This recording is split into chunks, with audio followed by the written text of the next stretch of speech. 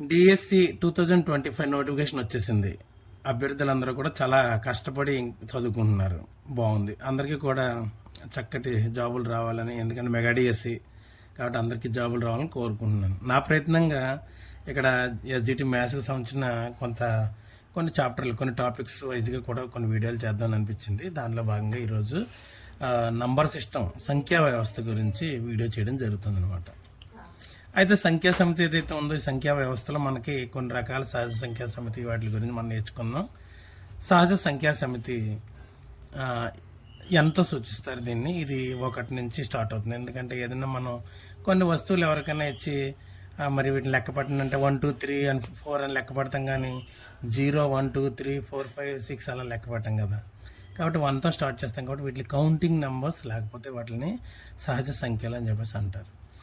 అదే రకంగా మరి ఇప్పుడు సహజ సంఖ్యా సమితి ఉంది. దీనిలో కనిష్ట సహజ సంఖ్య ఏది అని అడిగితే మనం కనిష్ట సహజ సంఖ్య 1 అని చెప్పడానికి చాలా ఈజీగా చెప్పచ్చు.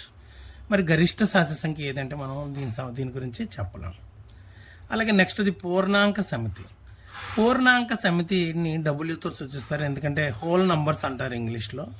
కాబట్టి మరి పూర్ణాంక సమితికిను సహజ సంఖ్యా సమితికి ఉన్న డిఫరెన్స్ ఏంటి? ఇక్కడ కేవలం 0 1 మనం చేరిస్తే సహజ సంఖ్యా సమితి కాస్త ఏమైపోతుంది? పూర్ణాంక సమితి అవుతుంది. తర్వాత పూర్ణ సంఖ్యా సమితి. పూర్ణ సంఖ్యా సమితి అంటే ఏంటంటే, ఇందాక మనం చేర్చిన 0తో పాటు సహజ సంఖ్యా సమితికి కొన్ని రుణ సంఖ్యల్ని చేర్చడం ద్వారా మనం దాన్ని ఏమంటామంటే పూర్ణ సంఖ్యా సమితి అని చెప్పేసి అంటాం. అంటే ఇక్కడ ధనపూర్ణ సంఖ్యలు, రుణపూర్ణ సంఖ్యలు మరియు 0, ఈ మూడింటి యొక్క సమ్మేళనాన్ని మనం ఏమంటామంటే పూర్ణ సంఖ్యా సమితి అని చెప్పేసి అంటాం. ధనపూర్ణ సంఖ్యలు మరి ఈ రుణపూర్ణ సంఖ్యలు 0, మూడిట్ల యొక్క సమ్మేళనాన్ని ఏమంటాము? పూర్ణ సంఖ్యా సమితి అంటాం. దీన్ని జడ్తో సూచిస్తాము. అయితే కనిష్ట రుణపూర్ణ సంఖ్య అంటే చెప్పలేము, ఎందుకంటే ఇటువైపు అసంఖ్యాకమైనటువంటి పూర్ణ సంఖ్యలు ఉంటాయి, రుణపూర్ణ సంఖ్యలు. ఆ రకంగా కుడివైపున మరి ఇక్కడ కూడా అసంఖ్యాకమైనటువంటి ధనపూర్ణ సంఖ్యలు ఉంటాయి. ఈ రకంగా దీనికి కూడా గరిష్ట పూర్ణ సంఖ్యను మనం చెప్పలేం, కానీ కనిష్ట ధనపూర్ణ సంఖ్యని 1 అని, గరిష్ట రుణపూర్ణ సంఖ్య -1 అని చెప్పచ్చు.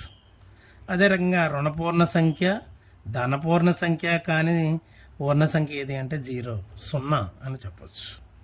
అదనమాట. ఇవన్నీ మీరు చిన్నప్పుడు నేర్చుకున్నవి, కానీ ఏంటంటే ఒక్కసారి గుర్తు చేద్దాం నా ఉద్దేశం, అంతేగాని దీని గురించి ఏదో ఎక్స్ప్లెయిన్ చేద్దామని కాదు. అది తర్వాత అకరణీయ సంఖ్యా సమితి. అకరణీయ సంఖ్యా సమితిని క్యూతో సూచిస్తారు. మరి ఇక్కడ దీన్ని P/Q రూపంలో రాస్తాం. P/Q రూపంలో రాసినప్పుడు ఏమవుతుందంటే క్యూ వాల్యూ ఏమవుతుంది?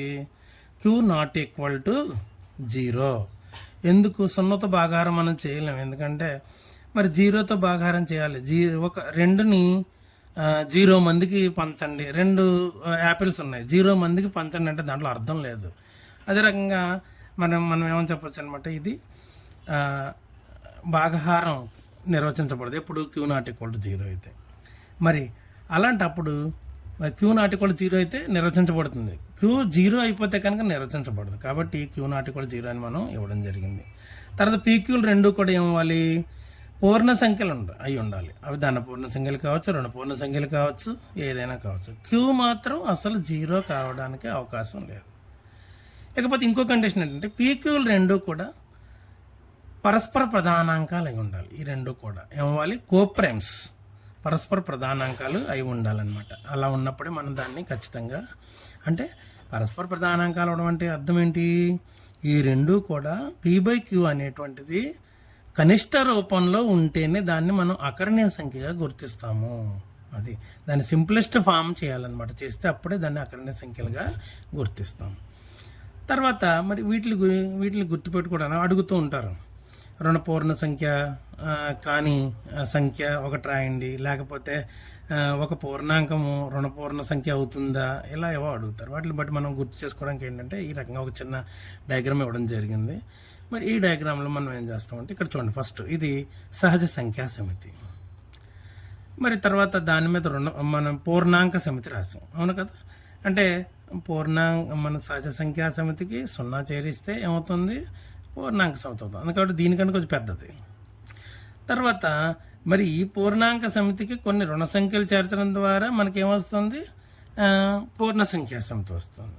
మరి ఈ పూర్ణ సంఖ్యా సమితి తర్వాత మరి పూర్ణ సంఖ్యా సమితి తర్వాత ఏమని చెప్పుకున్నాం మనము? అకరణీయ సంఖ్యా సమితి అని చెప్పుకున్నాం. మరి అకరణీయ సంఖ్యా సమితి కూడా మరి అకరణీయ సంఖ్యా సమితిలో మనం తీసుకునే సంఖ్యలు రెండు కూడా పూర్ణ సంఖ్యలే కదా.